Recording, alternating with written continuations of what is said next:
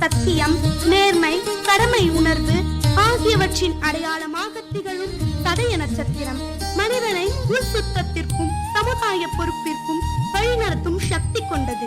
மாமழை போற்றுதும் மாமழை போற்றுதும் என இளங்கோவடிகளால் புகழ பெற்ற மழை நீர் இவ்வுலகம் இனிதே இயங்க இன்றியமையாதது. மாறியல்லால் காரியமில்லை என்பது பழமொழி. மழை நீர் இல்லாவிட்டால் மண்ணுலகில் எக்காரியமும் நடைபெறாது என்பது உண்மை. இந்த பிரபஞ்சத்தில் நீர் இல்லாமல் உயிர் இல்லை. அந்த நீரின் அதிபதியும் தர்மத்தின் காவலனுமாக விளங்குபவர் வருண பகவான்.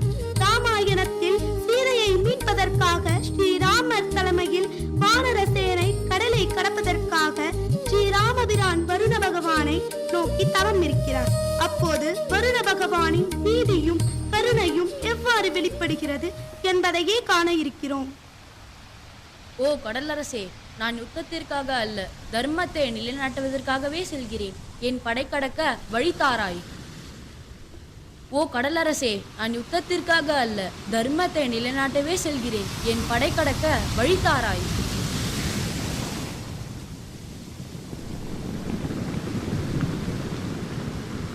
ஒரு நாள், 2 நாள், 3ஆம் நாள், ஆனால் கடல் மௌனம் காத்தது.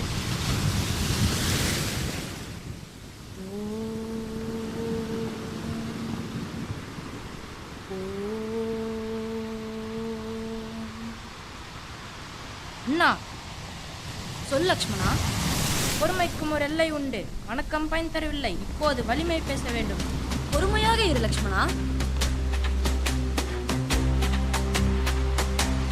जय हनुमान, जय हनुमान, जय हनुमान, जय हनुमान, जय श्री राम. பிரபு, ஒரு உத்தரவு போதும். இந்த கடலை நான் தாண்டி விடுவேன். ஜெய் ஸ்ரீராம், ஜெய் ஜெய் ஸ்ரீராம். இல்லை ஹனுமான், முதலில் தர்மம் பேச வேண்டும். அது கேட்காவிட்டால் வீரம் பேசும். பிரபு, உலகம் தர்மத்தை மதிக்கவில்லை என்றால் தர்மமே உலகை திருத்தும்.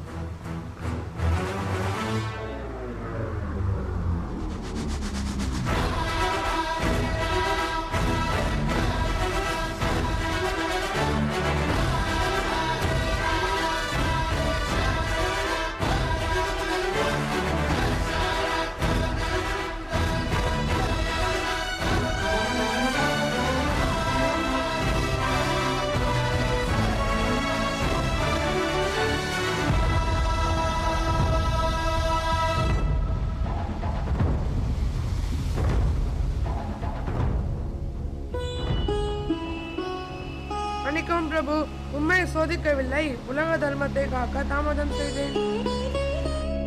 வருணா, தர்மம் பேசும் ஒருவனை மௌனத்தால் புறக்கணித்தது ஏன்? நீ இயற்கை விதிகளை மீறாமல் தர்மத்தை நிலைநாட்டி வந்தவர்.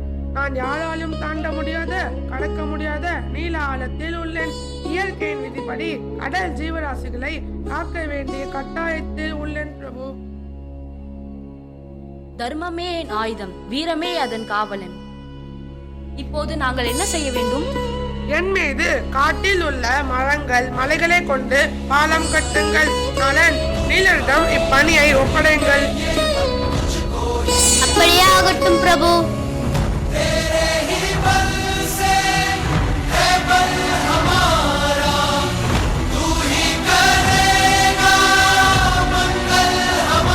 அந்த கணத்தில் உலகம் கற்றது ஒன்று. பொறுமை பலவீனம் அல்ல, ஆனால் தர்மம் பேசாத இடத்தில் நியாயமான வலிமை அவசியம்.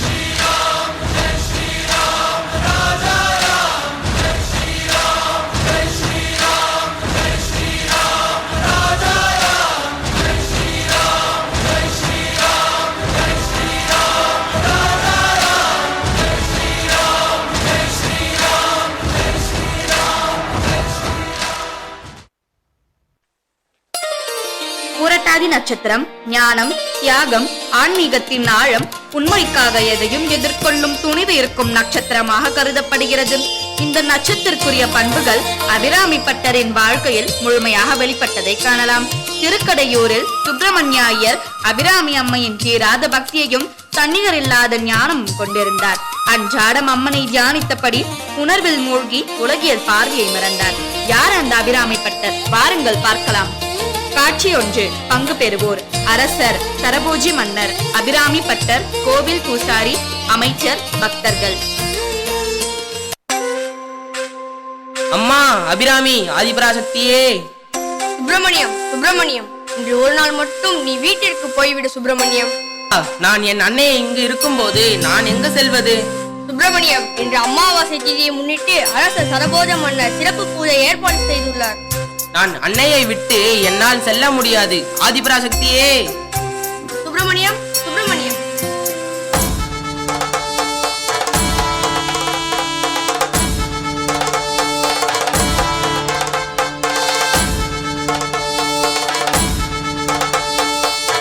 யார் இவர்? அவர் அபிராமியின் பக்தன். அவர் பக்தியில் மூழ்கிவிட்டால் என்ன நடக்கின்றது என்று அவருக்கே தெரியாது. இவன் பக்தன் அல்ல, ஒரு பைத்தியக்காரன். இவன் பக்தனா சித்தனா என்பதை அவனிடமே கேட்டு தெரிந்து கொள்வோம். இன்றைய திதி அமாவாசையா பௌர்ணமியா என்று கேளுங்கள் அரசே. இன்றைய திதி என்ன? பௌர்ணமி திதி. இன்று முழுநிலவு வருமா? வரும். வரவில்லை என்றால்? அட வரும்யா. இன்று மாலை முழுநிலவு வரவில்லை எனில் உனக்கு மரண தண்டனை அளிக்கப்படும். இது எனது கட்டளை. என்னப்பா திதியை மாற்றி கூறிவிட்டாய்? நான் எங்க கூறினேன்? அந்த அபிராமி தான் என்னை கூற வைத்தாள். அமாவாசை என்று எவ்வாறு முழுநிலவை காண்பது? அவ்வாறு முழுநிலவு வரவில்லை என்றால் உனக்கு மரண தண்டனை விதிக்கப்படும் என்று கூறிவிட்டு சென்றுள்ளார் அரசர். என்னுடைய மரண தண்டனையை நிர்ணயித்தது அரசர் அல்ல. விட்டுவிடு. அதனை அபிராமியை பார்த்துக் கொள்வாள். அபிராமி, என்ன சோதனை இது? தன்னை மறந்து உன்னை நினைத்ததால் கொடுத்த தண்டனையா இது? பிரகாசமுள்ள உன் திருவுருவத்தை என் மனக்கண்ணால் தரிசித்துக் கொண்ட காரணத்தினால் அல்லவா என்று அரசன் கேட்ட கேள்விக்கு நான் பௌர்ணமி என்று சொல்லிவிட்டேன். அதற்காகவா இந்த தண்டனை? நான் சாகத் தகுந்த மாநிலன். இன்று இல்லாவிட்டாலும் நிச்சயம் ஒரு நாள் சாகப் போகிறேன். ஆனால் எல்லா யுகங்களிலும் எல்லா உயிரினங்களுக்கும் ஒரே தாயாக விளங்கும் உன்னை தரிசித்துக் கொண்ட காரணத்தினால் இன்று நான் உயிரோடு எரிக்கப்பட்டேன் என்ற பழி உன்னை வந்து சாருமே என்று அஞ்சுகிறேன். சொல், இந்த பழியை ஏற்க போகிறாயா அல்லது என்னை காப்பாற்ற போகிறாயா? முடிவு உன் கையில். சுப்பிரமணியம், அந்தி சாய்ந்து விட்டது. அமாவாசை இருள் பரவ தொடங்கி விட்டது. மேலும் ஒரு அவகாசம் தருகிறேன். நீ சொன்னது தவறு என்று ஒத்துக்கொள். நான் உன்னை மன்னித்து விடுகிறேன். மன்னா, நான் சொல்லியிருந்தால் தானே உன்னிடம் மன்னிப்பு கேட்க. அவள் ஆட்டி வைக்கிறாள், நான் ஆடுகிறேன். நெருப்பில் வாட்டி வதைக்க அவள் விரும்பினால் விரும்பட்டுமே. அப்படி என்றால் இன்று நிலவு இன்னும் வரும் என்று நீ நம்புகிறாயா? மன்னா, தெய்வத்திடம் நம் வைக்க வேண்டியது நம்பிக்கை ஒன்றுதானே. அது எனக்கு தெரியும். ஆனால் நமக்குள் எழுந்த பிரச்சனை என்ன? ஆலயத்தில் சாயங்கால பூஜை மணி அடித்தும் பூர்ண சந்திரன் உதயமாகாவிட்டால் உமது சரீரம் இந்நெருப்பில் சரிந்துவிடும். மணியே, மணியின் ஒளியே, ஒளிரும் அணி புனைந்த வணியே, அணும் அணிக்கழையே, அணுகாதவர்க்கு பிணியே, பிணிக்கு மருந்தே, அமரர் பெருந்திருந்தே, பணியேன் ஒருவரை நின் பத்ம பாதம் பணிந்த பின்னே. சொல்லடி அபிராமி, சொல்லடி அபிராமி, வானில் சுடர் வருமோ எனக்கு இடர் வருமோ? பதில் சொல்லடி அபிராமி.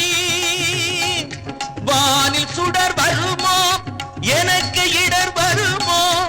பதில் சொல்லடி அபிராமி.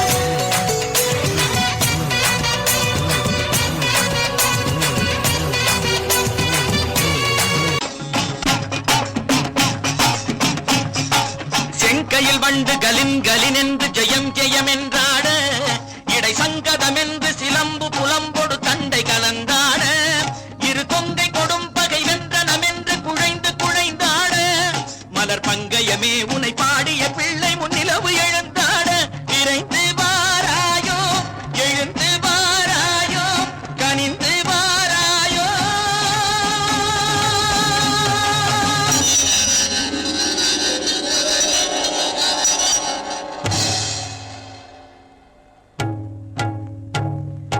காளி பயங்கரி சூலி மதாங்கினி கண்களில் தெரிகின்றாள், கண்கை சிவந்திடும் வண்ணம் எழுந்தொரு காட்சியை தருகின்றாள், வாழிய மகன் இவன் வாழிய என்றொரு வாழ்த்தும் சொல்கின்றாள், வானகம் வையகம் எங்கனுமே ஒரு வடிவாய் தெரிகின்றாள், எழில் வடிவாய் தெரிகின்றாள், அன்னை தெரிகின்றாள் என் அம்மை தெரிகின்றாள், அன்னை தெரிகின்றாள் என் அம்மை தெரிகின்றாள். ஓம் சக்தி ஓம் சக்தி ஓம் சக்தி ஓம் சக்தி ஓம். அரசனின் ஆணைக்கு இணங்கி காவலாளிகள் சுப்பிரமணிய பட்டரை தீக்குண்டத்தில் ஏற்றினர். அபிராமி அம்மனை மனதில் நினைத்து அந்தாதியை பாட அபிராமி தன் காதணியை வீச அது வானில் முழுநிலவாக காட்சி கொடுத்தது. இதனால் சுப்பிரமணிய பட்டரின் மகிமையையும் பக்தியையும் மன்னர் உணர்ந்தார். இந்த சம்பவத்திற்கு பிறகு சுப்பிரமணிய பட்டர் அபிராமி பட்டர் என்று அன்புடன் அழைக்கப்பட்டார்.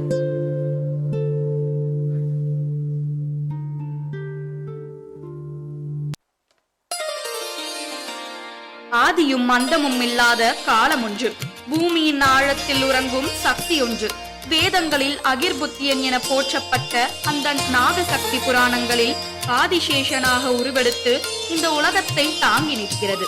இந்த ஆதார சக்தியின் சின்னமாக விளங்குவது உத்திரட்டாதி நட்சத்திரம். இந்த நட்சத்திரத்தின் தன்மை தியாகம், உலக நலன், உறுதியான கொள்கை. பார்க்கடலில் பள்ளி கொண்ட விஷ்ணு பகவானின் வாகனமான ஆதிசேஷனின் சிறப்புகளை இந்த நடனத்தில் காண்போம். வைகுண்டபதிதன்னில் ஆதிசேஷன், வைதேகி ராமனு கோகில குமணன். வைகுண்டபதிதன்னில் ஆதிசேஷன், வைதேகி ராமனு கோகில குமணன். வைகுண்டபதிதன்னில் ஆதிசேஷன், வைதேகி ராமனு கோகில குமணன். கீதை சொன்ன கண்ணனுக்கு பலராமன், எங்கள் கோதைக்கும் மன்னனான ராமானுஜன், கோதைக்கும் மன்னனான ராமானுஜன். கீதை சொன்ன கண்ணனுக்கு பலராமன், எங்கள் கோதைக்கும் மன்னனான ராமானுஜன், கோதைக்கும் மன்னனான ராமானுஜன். ராமானுஜன் எங்கள் ராமானுஜன், ராமானுஜன் எங்கள் ராமானுஜன். திருப்பெரும்புதூரில் அவதரித்தான், திருக்கட்சி மாநகரில் சேவை செய்தான். திருப்பெரும்புதூரில் அவதரித்தான், திருக்கட்சி மாநகரில் சேவை செய்தான். திருவரங்கச் செல்வமுற்றும் திருத்தி வைத்தான், திருமலையப்பனுக்கு செங்காழிகளித்தான். திருவரங்கச் செல்வமுற்றும் திருத்தி வைத்தான், திருமலையப்பனுக்கு செங்காழிகளித்தான். ராமானுஜன் எங்கள் ராமானுஜன்.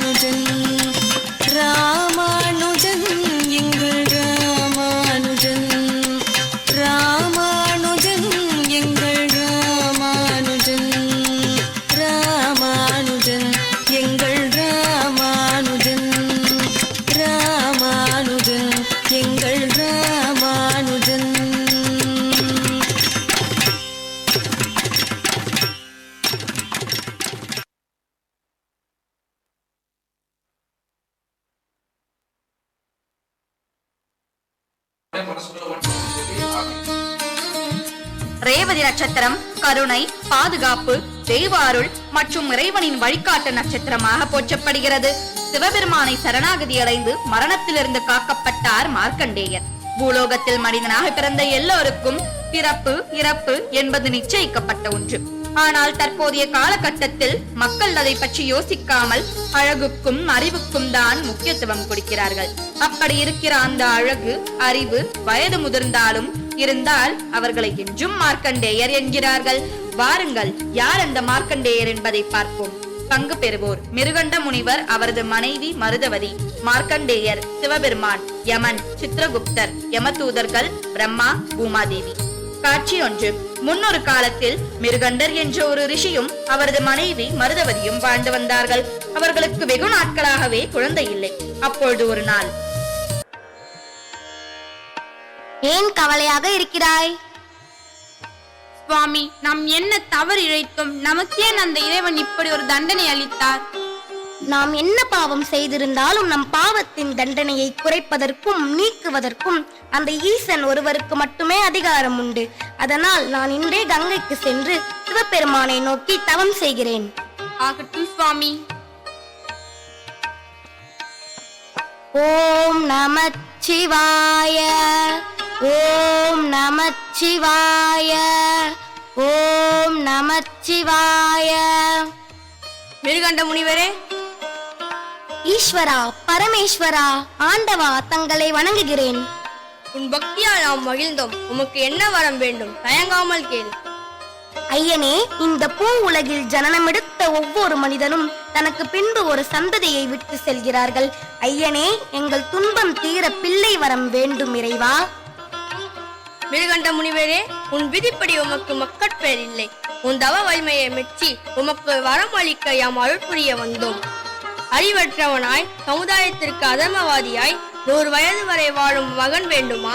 அல்லது நல்லவனாய், அறிவுடையவனாய், அழகுடையவனாய், சமுதாயத்தின் தர்மத்தின்படி நடப்பவனாய், என்னை விரும்புபவனாய் 16 வயது வரை மட்டுமே வாழும் மகன் வேண்டுமா? ஈஸ்வரா, யாருக்கும் உபயோகம் இல்லாமல் சதைப்பினமாக 100 வயது வரை வாழும் பிள்ளையை விட உமக்கு அடியவனாய், எல்லோரும் விரும்புபவனாய் 16 வயது வரை வாழும் பிள்ளையே போதும் ஈஸ்வரா. மிருகண்ட முனிவரே, உன் மனம் போல் நீ விரும்பும் பிள்ளையை பெறுவாயாக. சிவனின் ஆசியால் அவர்களுக்கு அழகான ஒரு ஆண் குழந்தை பிறந்தது. அக்குழந்தைக்கு மார்க்கண்டேயன் என பெயரிட்டு வளர்த்து வந்தார்கள். மார்க்கண்டேயன் 4 வேதங்களையும் கற்று அறிவில் சிறந்தவனாகவும் சிவபெருமானின் சிறந்த பக்தனாகவும் தர்மம், நியாயம், பக்தி, அறம் போன்ற நீதிகளில் தேர்ச்சி பெற்று விளங்கினார். அவருக்கு 15 வயது முடிந்து 16 வயது தொடங்கும் தருணம் வந்தது. பெற்றோர் தங்கள் மகனின் ஆயுட்காலம் முடியும் தருணத்தை எண்ணி மிகவும் வருத்தப்பட்டு கொண்டிருக்கிறார்கள். அப்பொழுது ஒரு நாள், தந்தையே, உங்களுக்கு வரமளித்த சிவபெருமானை நினைத்து காசியில் உள்ள மணிக்கன்னிகையில் தவம் இருக்க போகிறேன். 5 எழுத்து மந்திரத்தையும் திருநீற்றையும் துணையாக கொண்டு அந்த ஈசன் அருள் பெற்று திரும்புவேன். தந்தையே, தவசிலரான தாங்கள் என்னை ஆசீர்வதித்து அனுப்புங்கள். மார்க்கண்டேயா, என் செல்வமே, சிவா என்று இருப்போருக்கு அபாயம் ஒரு பொழுதும் நிகழாது. அந்த ஆண்டவனின் அருள் உனக்கு கிடைக்கும். சென்று வா மகனே.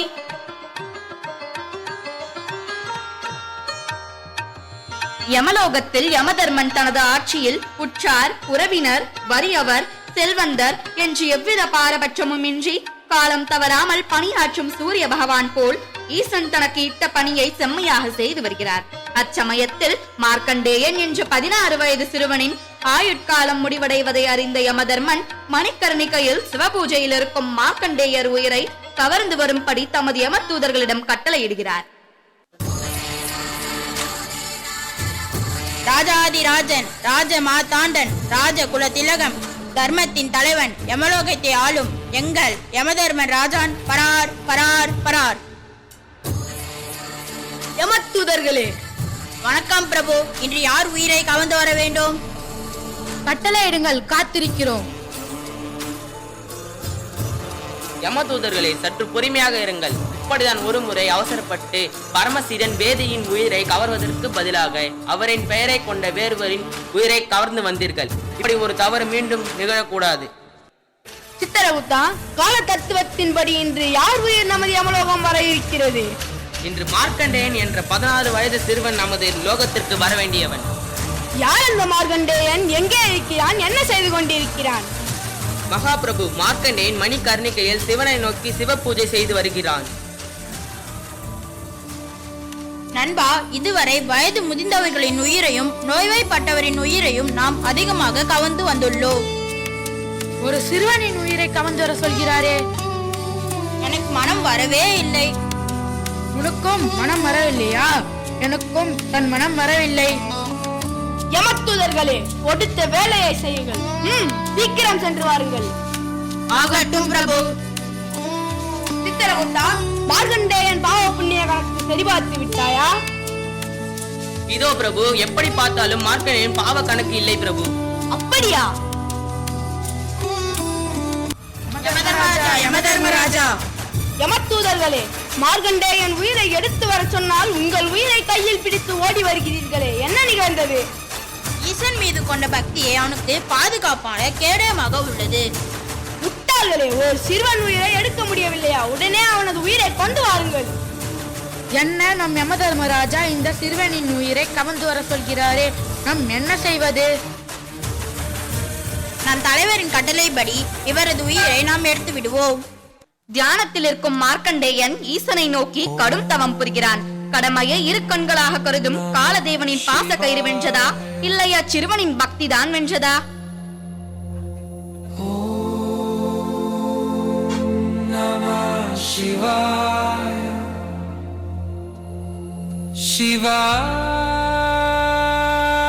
தியானத்தில் இருக்கும் மார்க்கண்டேயன் ஈசனை நோக்கி கடும் தவம் புரிகிறான். கடமையை இரு கண்களாக கருதும் யமதர்மனின் பாச கயிறு வென்றதா, இல்லையா சிறுவனின் பக்தி தான் வென்றதா?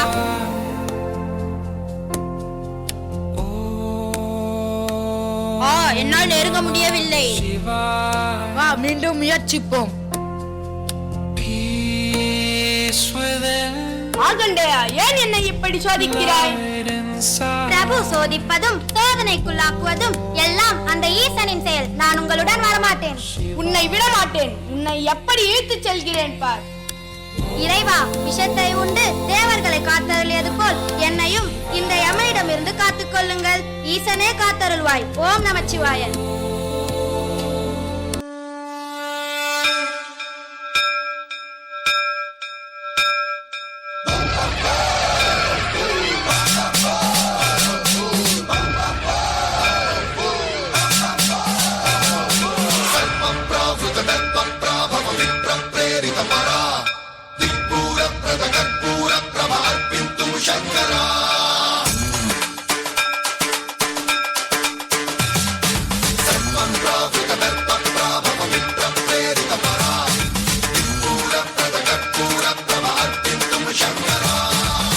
शिव शंकर हर हर शंकर जय जय शंकर दिगिरारा प्रिय तांडव शंकर प्रकट शुभंकर प्रलय भयंकर दिगिरारा शिव शिव शंकर हर हर शंकर जय जय शंकर दिगिरारा प्रिय तांडव शंकर प्रकट शुभंकर प्रलय भयंकर दिगिरारा नमो नमः नमो नमः नमो नमः शिवाय नमो नमः नमो नमः नमो नमः शिवाय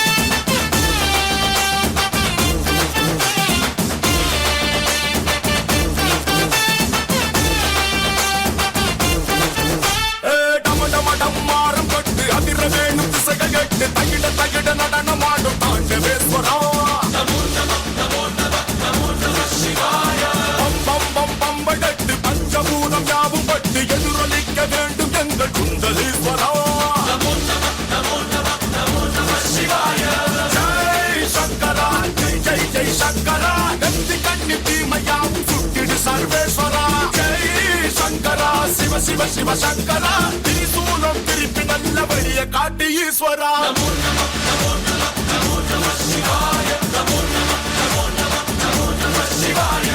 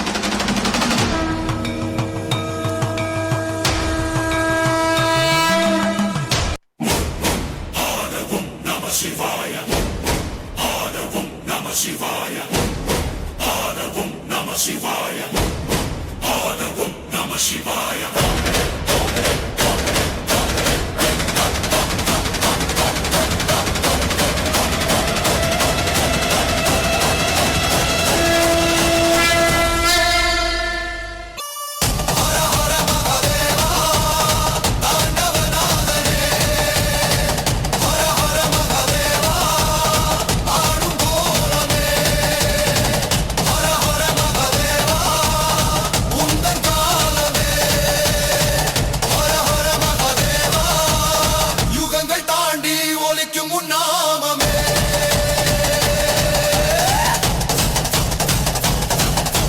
தகிட தகிட கோர தாண்டவம் தகிட தகிட ருத்ர தாண்டவம்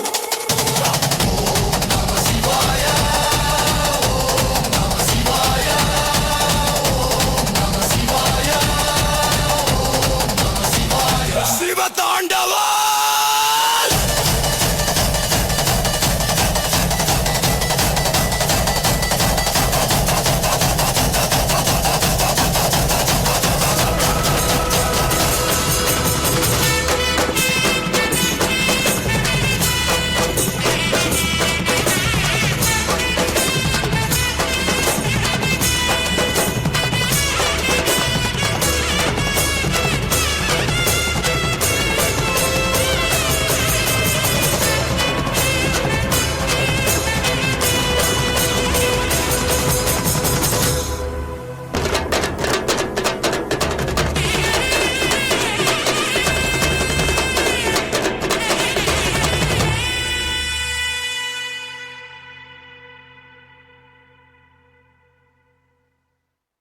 யமதர்மா, நீ ஏன் என் பக்தன் மீது பாசக்கயிற்றை வீசினாய்? ஐயனே, அவன் விதி முடிந்து விட்டது. விதியை நிர்ணயிக்கும் தைரியம் உனக்கு எப்படி வந்தது? என்னை அடைக்கலம் புகுந்தவனின் உயிரையே எடுக்க துணிந்தாய். என்ன செய்கிறேன் பார்.